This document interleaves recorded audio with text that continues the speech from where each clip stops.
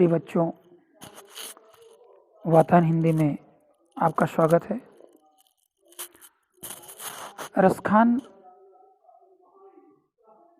आज हम लोग उनके द्वारा रचित सवैये प्रकरण का अध्ययन करेंगे। रसखान का मूल नाम सैयद इब्राहिम रसखान था। इनका जन्म दिल्ली के पठान घराने में सन 1558 ईस्वी में माना जाता है और इनके जो गुरु थे गोसाई विठल नाथ जी थे। इनकी रचनाएं प्रेम वाटिका और सुजान रसखान नाम से जानी जाती हैं। इनकी भाषा सरस ब्रज और शैली दोहा और मुक्तक शैली में आपने रचनाएं लिखी हैं। आपकी मृत्यु सन 1618 ईस्वी में हुई। डॉक्टर चतुर्वेदी के शब्दों में अगर कहा जाए तो रसखान भक्तिकाल के लोकप्रिय एवं सरस कवि थे। उनके सवैये हिंदी साहित्य में बेजोड़ हैं। रसखान का काव्य हिंदी साहित्य की अनुपम निधि है। उसमें भक्ति और प्रेम की पवित्र सरिता प्रवाहित रहती है। आपने जो हिंदी साहित्य में अवदान दिया है वह कभी भी विस्मृत नहीं किया जा सकता है। बच्चों, आइए पहला सवैया देखते हैं। सवैये और कवित्व के माध्यम से कृष्ण के प्रति अनन्य निष्ठा को आपने व्यक्त किया है। पहला सवैया देखते हैं कि मानुष हो तो वही रस खानी, बसों ब्रज गोकुल गाँव के ग्वारन, और जो पशु हो तो कहा बसु मेरो, चरो नित नंद की धेनु मझारन। कि पाहन हो तो वही गिरि को, जो धर्यो कर छत्र पुरंदर धारन, और जो खग हो तो बसेर करो, मिली कालिंदी कूल कदम्ब की डारन, मिली कालिंदी कूल कदम्ब की डारन। प्रस्तुत सवैया रसखान द्वारा रचित रसखान ग्रंथावली से हमारी पाठ्य पुस्तक में संकलित है। बच्चों, भगवान श्री कृष्ण की निकटता प्राप्त करने की तीव्र इच्छा, भगवान के प्रति अनन्य अनुराग की अभिव्यक्ति हुई है इस सवैया में। व्याख्या में देखें, रसखान कहते हैं कि हे प्रभु, मृत्यु के पश्चात यदि मेरा जन्म हो, यदि मुझे मनुष्य का शरीर धारण करना पड़े तो वही रसखानी। तो फिर से मनुष्य के रूप में मेरी एक ही कामना है कि मैं ब्रज और गोकुल के बीच में निवास करूं। बसो ब्रज गोकुल गांव के ग्वारन, उन्हीं ग्वाल बालों में मेरा निवास स्थान हो। और जो पशु हो तो कहा बस मेरो, यदि मेरा जन्म मेरे कर्मों के आधार पर पशु योनि में हो तो मेरी एक इच्छा है कि चारों नित्यानंद की धेनु मंझारन, तो नंद बाबा की गायों के बीच में मुझे रहने का सौभाग्य प्राप्त हो। हे प्रभु, मेरे कर्मों के आधार पर मुझे जिस भी योनि में जाना पड़े, लेकिन वह भगवान श्री कृष्ण के आसपास ही होना चाहिए। पाहन हो तो वही गिर को, अगर मुझे पूर्व जन्म में पत्थर का रूप धारण करना पड़े तो फिर एक ही इच्छा प्रभु है कि मुझे उसी गोवर्धन पर्वत का पत्थर बना दिया जाए। जो धर्यो कर छत्र पुरंदर धारण, जिसे श्री कृष्ण ने इंद्र के गर्व को चूर करने के लिए छत्र की तरह धारण कर लिया था। और जो खग हो तो बसेर करो, यदि मुझे खग पक्षी के रूप में जन्म लेना पड़े तो फिर मेरी एक ही इच्छा है कि मिली कालिंदी कूल कदम्ब की डारन, मैं यमुना के किनारे स्थित कदम्ब की डालों पर बसेरा करूं। क्यों? क्योंकि भगवान कृष्ण यमुना में क्रीड़ा करने आएंगे। यमुना के किनारे ग्वाल बालों को लेकर के आएंगे, वहाँ विभिन्न प्रकार की क्रीड़ाएं करेंगे। बाल क्रीड़ाएं देखने का मुझे अवसर प्राप्त होगा। अर्थात कहने का आशय हुआ बच्चों कि रसखान किसी भी रूप में श्री कृष्ण की समीपता प्राप्त करना चाहते हैं। अगला पद देखते हैं। दूसरा पद आपका, आज गई हुती भोर ही हो, रसखान रही वही नंद के भव नहीं, वाह को जियो जुग लाख करोड़, जसोमति को सुख जात कहो नहीं। तेल लगाई लगाई के अंजन, भौहें बनाई बनाई डिठो नहीं। और डारी हमेल निहार निहारती, वारत ज्यों चुचकारती छौ नहीं। वारत ज्यों पुचकारती छौ नहीं। प्रस्तुत पद में श्री कृष्ण के प्रति यशोदा के वात्सल्य का वर्णन किया गया। एक सखी दूसरी सखी से कहती है कि आज गई उती भोर ही हूँ, मैं श्री कृष्ण से मिलने के लिए आज सवेरे सवेरे नंद बाबा के भवन गई। उनके पुत्र को देखा तो लाख करोड़ वर्षों तक वो जीवित रहे। रसखान ही गई वह भवन ही, आज सुबह जब गई तो वाको जियो जुग लाख करोड़, जसोमति को सुख जात कहो नहीं। और माँ यशोदा ऐसे पुत्र को प्राप्त करके आनंद की अनुभूति कर रही हैं जिसका वर्णन नहीं हो सकता। क्योंकि तेल लगाई लगाई के अंजन, जैसे माँ अपने बच्चों को प्रातःकालीन उन्हें अन्य प्रकार से सजावट करती हैं, वैसे ही अपने पुत्र के शरीर में तेल लगा करके, आँखों में काजल लगा करके और माथे पर डिठौने जो टीका लगाया जाता है काला, इससे मान्यता हमारे यहाँ है कि बच्चों को नज़र नहीं लगती है, वो भी लगाए हुए हैं। और उनके गले में हार धारण किए हुए हैं। डार यहाँ मेलन हार निहारत, वो गले में पहनने के जो आभूषण हैं उन्हें देख रही थी, अर्थात माँ के सौंदर्य पर बलिहारी जा रही थी और अपने पुत्र को पुचकार छो नहीं। जैसे कोई नन्हा सा बच्चा हो, उसे अनेक प्रकार से उस पर वारी जाती हैं, न्यौछावर होती हैं। माँ यशोदा भगवान श्री कृष्ण के वात्सल्य का बड़ा ही आकर्षक सुंदर चित्रण यहाँ पर देखा गया है कि बालक पर माँ कैसे अपने वात्सल्य के द्वारा अनुराग स्थापित करती हैं। बच्चों, ये सवैया छंद हैं, छंद सवैया है, भाषा ब्रज है और रस वात्सल्य है और अलंकार यहाँ पर यमक और अनुप्रास की बड़ी सुंदर छटा दिखाई पड़ती है। तीसरा पद देखते हैं। धूल भरे अति शोभित श्याम जो, तैसी बनी सुंदर चोटी।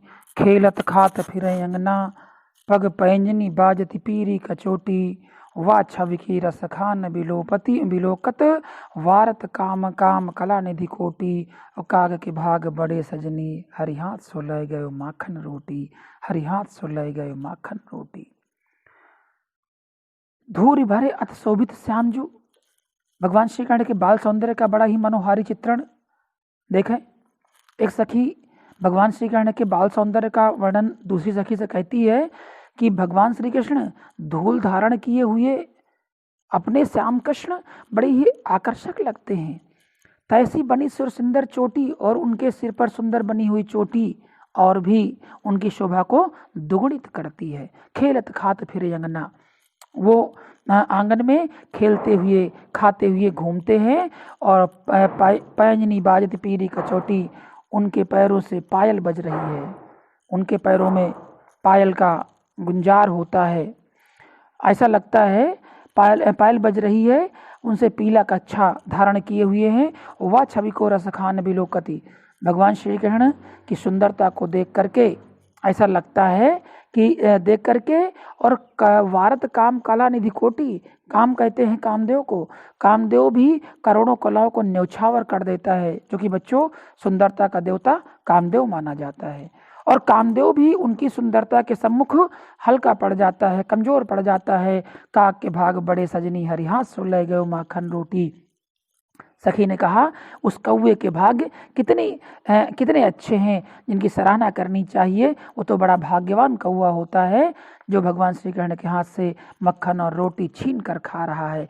अर्थात वो श्री कृष्ण जो ईश्वर के रूप में अवतरित होकर के विभिन्न बाल लीलाओं के माध्यम से यहाँ पर वो देवता भी जिनकी सुंदरता के सम्मुख फीके पड़ जाते हैं, लेकिन वो काग बड़ा ही सराहनीय है जो अत्यंत सुंदर भगवान श्री कृष्ण के नन्हे नन्हे हाथों से मक्खन और रोटी का भोजन कर रहा है। बच्चों, भगवान श्री कृष्ण का बाल रूप बड़ा ही मोहक है। यहाँ पर श्री कृष्ण ने उनके बाल रूप की जो झांकी प्रस्तुत की गई है वह बड़ी ही मनोहारी है। चौथा, जा दिनते वनंद को छोरा, या बनधेनु चराई गयो है।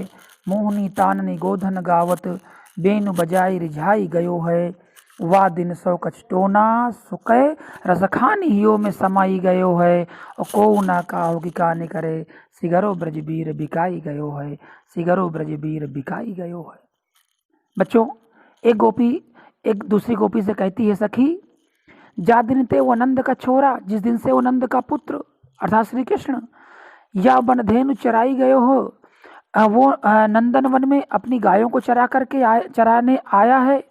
मोहनी तान गोधन गावत, उसने अपनी बंसी बजा करके जो मोहक गोधन गीत या गोधन एक गीत होता है, एक राग होता है, गीत को गा करके हमें रिझा करके चला गया है। और वह दिन से सौ कछटो ना सुखे, जैसा लगता है उसने कोई जादू सा कर दिया है।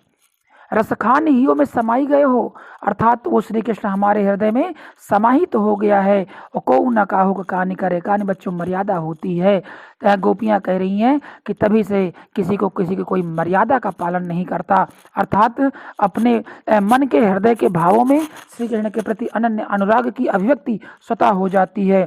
रसखानी हियो में समाई गयो है, और को न काहो कानी करे, सिगरो ब्रजबीर बिकाई गयो हो। अब तो ऐसा लगता है कि अपने श्री कृष्ण के प्रति प्रेम को प्रकट करने में किसी प्रकार की लज्जा की अनुभूति नहीं होती। ऐसा लगता है कि संपूर्ण ब्रज व भगवान श्री कृष्ण के हाथों बिक गया है, अर्थात अब उनके ही पूर्ण वशीभूत हो गया है। गोपियाँ अपनी विवस्था को व्यक्त करती हैं। और दूसरी भाषा में कहा जाए तो श्री कृष्ण के प्रति उनकी जो भक्ति है, उनका जो प्रेम है, उसको बड़ी ही मार्मिक भावों से की व्यंजना की है। काव्यगत सौंदर्य में देखें तो भाषा बच्चों यहाँ पर मुहावरेदार ब्रज भाषा का प्रयोग हुआ है। रस श्रृंगार रस है, गुण माधुर्य है, अलंकार यहाँ पर उत्प्रेक्षा भी है और अनुप्रास भी है, और छंद आपका सविया है। आइए रसखान जी द्वारा रचित 5वां छंद पढ़ते हैं। कान भये बस बांसुरी के, अब कौन सखी हमको चाहिए, निस्दोष रहे संग साथ लगी, यह सौतन तापन क्यों सही है। जिन मोह लियो मनमोहन को, रसखानी सदा हमको दई है, मिलियाओ सबे सखी भागी चली, अब तो ब्रज में बशुरी रही है, अब तो ब्रज में बशुरी रही है। बच्चों, पहले हमारा यहाँ पर संकेत हो जाएगा, तत्पश्चात हम संदर्भ लिखेंगे। प्रस्तुत पद हमारी पाठ्य पुस्तक हिंदी में संकलित पद्य भाग के अंतर्गत सवैये शीर्षक से अवतरित किया गया है, संकलित किया गया है।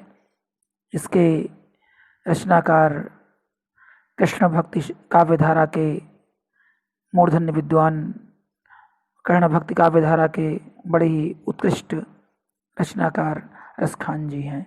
जो भी आप भाषा सेट करेंगे अच्छा रहेगा। तत्पश्चात व्याख्या लिखनी है।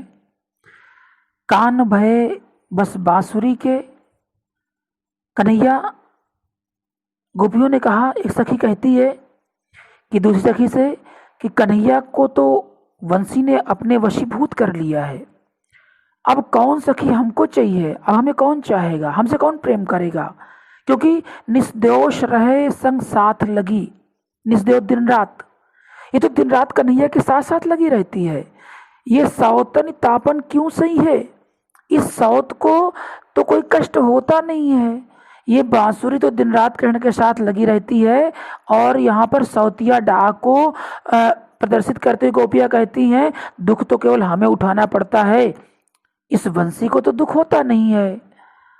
वाह जिन मोह लियो मनमोहन को, रसखानी सदा हमको दई है। जिसने कन्हैया को मनमोहन अर्थात कृष्ण को, उनको भी अपने मन से मोहित कर लिया है, उनको अपने वशीभूत कर लिया है। रसखान सदा हमको दई है, ये तो सदैव हमको ही चलाएगी। ये बांसुरी सदैव निरंतर हमें ही प्रताड़ित करेगी। और आओ सवै सखी भागी चली, आओ सब मिलकर के इस ब्रज को छोड़ देते हैं। अब तो ब्रज में बसुरी ही रही है, यहाँ 2 ही लोग रहेंगे। ये ब्रज में श्री कृष्ण के साथ केवल बांसुरी ही रहेगी, बंसी ही रहेगी। बच्चों, इसमें तो नहीं, कहीं कहीं प्रसंग मिलता है कि हनुमान जी बंसी बन करके आए थे। और ऐसे भी प्रसंग हमारे पौराणिक आख्यानों में प्राप्त होते हैं। ये बंसी भगवान श्री कृष्ण की अनन्य आराधिका बन करके, अनन्य उपासिका बन करके श्री कृष्ण के अंग अंग से लगी हुई है, जिसे गोपियाँ बड़े ही सुगमता से स्वीकार नहीं कर पा रही, सहजता से स्वीकार नहीं कर पा रही हैं। काव्य सौंदर्य बच्चों यहाँ पर रस श्रृंगार है, गुण माधुर्य है, और छंद यहाँ पर सवैया है, अलंकार रूपक प्रयुक्त हुआ है। छठवां सवैया देखते हैं। मोर पखा सिर ऊपर रखियों, गुंज की माल गरे पहिरोंगी, ओढ़ पितंबर लय लकुटी, बन गोधन ग्वारन संग फिरोंगी। भाव तो वही मेरो रस खानी, सो तेरे कहे सब स्वांग करूंगी। या मुरली मुरलीधर की अधरा न धरी, अधरा न धरूंगी। बच्चों यहाँ पर भगवान श्री कृष्ण की अनुपस्थिति में उनका रूप बना करके ब्रजबालाएं सब कुछ करने के लिए तैयार हैं, परंतु इस सवैया में उनकी अत्यंत मार्मिक अनुभूतियों को सजो करके उसे कार्य रूप में परिणित करने का प्रचार विकास तो कर रही हैं, कोशिश तो करती हैं, लेकिन वो ये कहती हैं कि मैं सब कुछ कर लूँगी पर एक कार्य नहीं करूँगी। पद में देखते हैं। मोर पखा, गोपी से कहती है दूसरी गोपी कि तुम्हारे संकेत पर मैं मोर पंख धारण कर लूँगी। गुंज की माल गले पहिरूंगी, मैं गुंजा की माला अपने गले में भी धारण कर लूंगी। ओढ़ पीताम्बर लय लकुटी, कन्हैया पीताम्बर लेते हैं, मैं पीताम्बर ओढ़ लूंगी। लय लकुटी, मैं लकुटी लेकर के जंगल की ओर प्रस्थान करूंगी, ग्वाल बालों के साथ मैं चलूंगी। और भाव तो वही मेरो रस खान, जो मेरे कन्हैया को अच्छा लगता है, मैं सब कुछ कर लूंगी। अर्थात उनकी संपूर्ण लीलाओं को करने के लिए मैं तैयार हूं, मैं सारा स्वांग कर लूंगी, मैं संपूर्ण अभिनय करने के लिए तैयार हूं। पर एक बात ध्यान रखना सखी, या मुरली मुरलीधर की, लेकिन इस मुरली को जो कन्हैया के अधरों पर सुशोभित होती है, उस बांसुरी को मैं अपने होठों पर नहीं रखूंगी। या अधरा न धरी, जिसने अधरों पर रखी है, अधरा न धरूंगी, मैं उसे अपने अधरों पर नहीं रखूंगी। गोपियां मुरली से सौतिया डा रखती हैं, वे श्री कृष्ण की सब लीलाओं का अनुकरण तो करने के लिए तैयार हैं, किंतु बच्चों वो बांसुरी को अपने अधरों पर नहीं रखना चाहती हैं, क्योंकि वे बांसुरी से ईर्ष्या करती हैं। उन्हें लगता है कि अगर बांसुरी नहीं होती तो वो कन्हैया उनके साथ समय गुजारते, उनके अपने हो जाते, और भगवान कृष्ण के प्रेम को पाने के लिए गोपियां लालायित रहती हैं, परंतु ऐसा नहीं कर पाती हैं। काव्य सौंदर्य की दृष्टि से देखें तो यहाँ पर भाषा ब्रज है, रस श्रृंगार है, गुण माधुर्य प्रयुक्त हुआ है, अलंकार यहाँ पर यमक और श्लेष दोनों हैं, छंद सवैया छंद है। और बांसुरी के इस भाव को अन्यत्र भी कहते हुए सूरदास जी ने लिखा था भाव साम्य की दृष्टि से कि सखीरी मुरली लीजे चोरी, सखीरी मुरली लीजे चोरी, जिम गोपाल की इन्हें अपने बस, प्रीत सबन की तोरी, सखीरी मुरली लीजे चोरी। अंतिम पद बच्चों कवित्व शीर्षक के अंतर्गत अपनी पाठ्य पुस्तक में संकलित किया गया है, जो रसखान ग्रंथावली से उद्धृत है। देखते हैं। गोरज विराजे भाल लय लही बनमाल, आगे गया पाछे ग्वाल गाँव मृदुबानरी, तैसी धुनि बांसुरी की मधुर मधुर, जैसी बंक चितवनी मंद मंद मुस्कानिरी, और कदम विटप के निकट तटिनी के तट, अटा चढ़ी जाई पीत पट फहरानिरी, और रस बरसावे तन तपन बुझावे नयन, प्राणन रिझावे वह आवे रस खानिरी, वह आवे रस खानिरी। बच्चों हमारे यहाँ सायंकाल गोधूली बेला बोली जाती है। गोधूली गायों के चलने से उनके चरण रस से उत्पन्न हुई धूल, इसीलिए गोरज हो गई वो। गोरज विराजे भाल लय लही वनमाल, भगवान श्री कृष्ण वन से लौटते समय उनका जो सुंदर चित्रण है, उनका मनोहारी रूप है, गोपियां उस रूप को देख करके मुग्ध हो रही हैं। वर्णन बड़ा ही मार्मिक हुआ है। एक गोपी दूसरी से कहती है कि श्री कृष्ण के माथे पर गायों के पैरों से उड़ी हुई धूल सुशोभित हो रही है, जिसे गोरज कहते हैं।